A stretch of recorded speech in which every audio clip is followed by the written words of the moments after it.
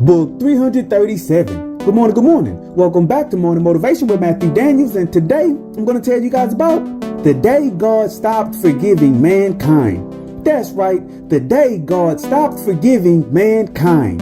But what is Matthew Daniels talking about? A long time ago, a father and his two sons were sitting around the house, and the youngest son was playing with a ball.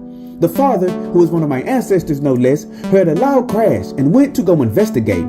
When he did, he saw that his youngest son had broken one of his statues with the ball. I'm sorry, the youngest son said. I did not mean to do that. Picking up the broken pieces, the father replied, I forgive you, my son. When the eldest son heard this, he became angry with his father and said that he always forgave his brother, no matter how bad his transgression was, and he asked his father why he did that. The father thought about the best way to answer the question, and he decided to tell his son a story. Well, my son, the father said, a long time ago, there was a great line of people in the afterlife waiting to have their hearts weighed so that they could be judged and either rewarded or punished. The God Asar, who stood and judged mankind for the great God Amun-Ra, was being very lenient in his judgment, and he was forgiving many humans for their transgressions and allowing them to be rewarded with a blessed afterlife. Because of this, many of the righteous people waiting in line got angry. They began to murmur and whisper to each other that Asar's judgment was not fair. After all, they had spent their entire lives following the edicts of the gods and denying themselves physical pleasures in order to be rewarded. And now they were seeing people who indulged in their lust receiving the same reward. They all said they should not have even wasted time honoring the gods in life. The son of Asar, the god Heru, heard their murmurings, and he repeated their words to Asar, and Asar was troubled by what he heard. It appeared that by forgiving the wicked, he was inadvertently punishing the good. Not wanting to punish the good without cause, Asar decided to no longer offer forgiveness in his judgments, and instead he said he would hold all humans accountable for everything that they said and did.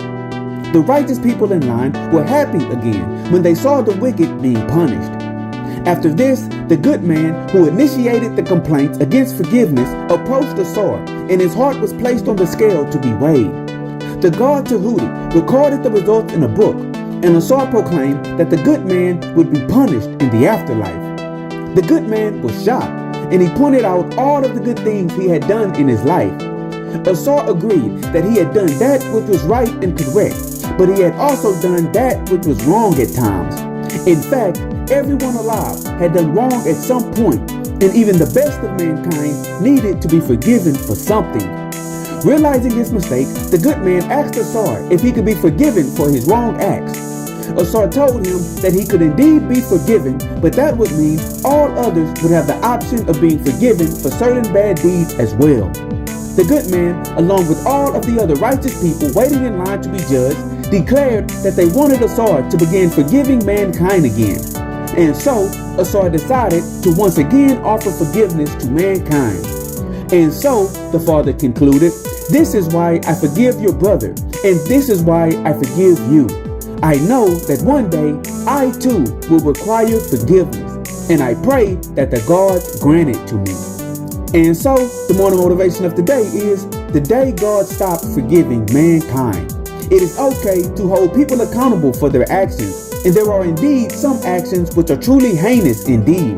However, for the majority of mistakes that people make, it is wise and just to offer them forgiveness for what they have done. It is not so much that you forgive them because you condone what they have done, but rather you forgive them because you understand that you too will require forgiveness one day. So today, I want you to think about what people have done unto you and consider which things you can reasonably forgive.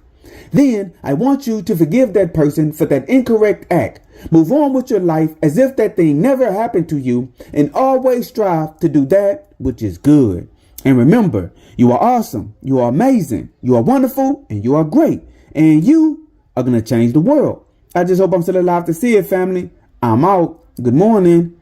To order books in the Morning Motivation with Matthew Daniels book series, search Morning Motivation with Matthew Daniels on Amazon.com or visit www.dandyandbigherm.com.